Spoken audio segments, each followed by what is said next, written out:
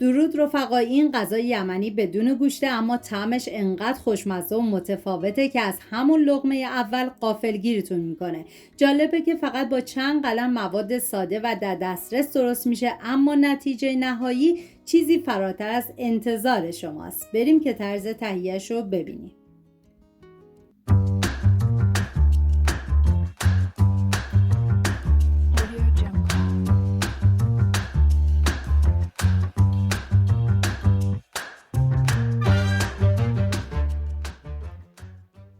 سه عدد پیاز رو به صورت نگینی ریز خورد میکنم. این غذا برای 2 نفر در نظر گرفته شده. شما به اساس تعداد نفرات مواد رو کم یا زیاد کنید. من اندازه ها رو هم در طول ویدیو میگم، هم داخل دیسکریپشن نوشتم.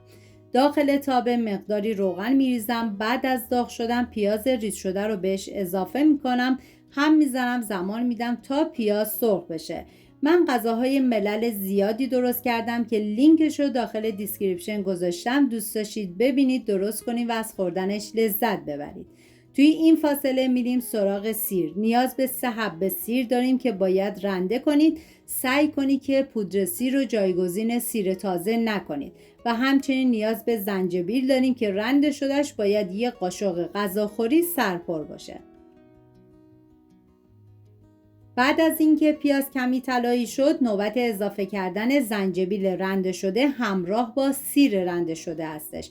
هم میزنم و میذارم با حرارت کم به مدت 15 ثانیه تفت بخوره. نوبت اضافه کردن ادویه هست، شامل ادویه کاری، پودر تخم گشنیز، زردچوبه، فلفل سیاه، پاپریکا، نمک، زیره و آویشن. هم میذارم ادویه ها تف بخورن، عطر ادویه ها آزاد بشه. توی همین مرحله نصف استکان آب جوش به ادویه ها اضافه میکنم. هم میزنم.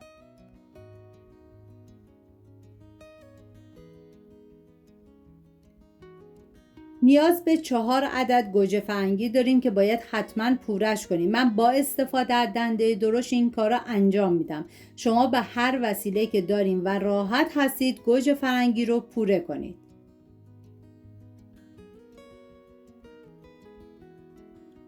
بعد از پوره کردن گوجه فرنگی ها رو میریزم داخل تابه. هم میزنم و میذارم تا آب گوجه فرنگی گرفته بشه. توی این فاصله میریم سراغ دال عدس. نیاز به 200 گرم دال عدس داریم که من میشورم و به بقیه مواد اضافه میکنم. بافت نرم دال عدس در کنار عطر ادویه ها این غذا رو به یه انتخاب ساده اما فوق‌العاده لذیذ تبدیل کرده که واقعا ارزش امتحان کردن رو داره. بعد از اینکه دال عدس رو اضافه کردم هم میزنم تا با بقیه مواد مخلوط بشه و 1 عدد عصاره سبزیجات میریزم. هم میزنم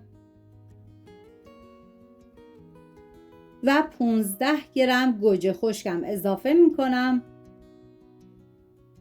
که مقدار گوجه خشک توی این مرحله کاملا اختیاری. میتونید از مقدار کمتر یا بیشتری هم استفاده کنید. 2 لیوان آب جوش میریزم. زمان میدم به مدت نیم ساعت این غذا بپزه.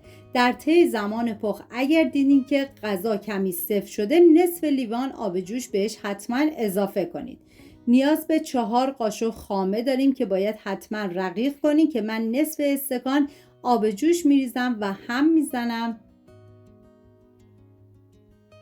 و بعد از نیم ساعت که غذا به این غلظت رسید اول هم میزنم و بعد خامه رقیق شده رو بهش اضافه میکنم. زمانی که خامه رو اضافه کردید باید سریع هم بزنید تا با بقیه مواد مخلوط بشه.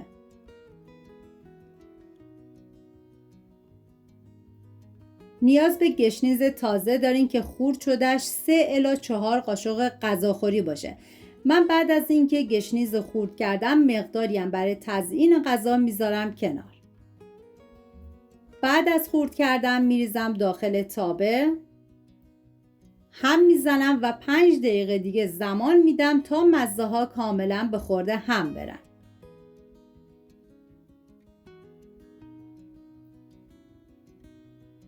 اینم از کاری عدس یمنی. نتیجه واقعا فوق‌العاده بود. اگه شما هم این غذا رو امتحان کردین حتما تجربتون رو تو کامنت ها با من به اشتراک بذارید.